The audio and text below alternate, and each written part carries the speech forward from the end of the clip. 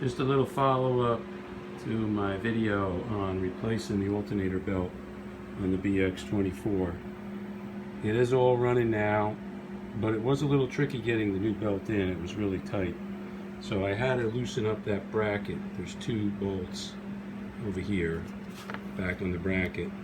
And then that gave me a little bit more space.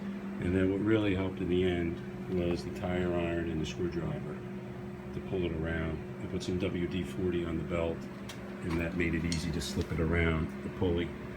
It's kind of tight in there if you can see it, but I kind of squeezed it around that pulley. Works good now. So just wanted to let you know, the other guys weren't saying how to get the new one back on, but you can get it on. It is tight though. And I put it out in the sun for a little bit too. Hope that helps you.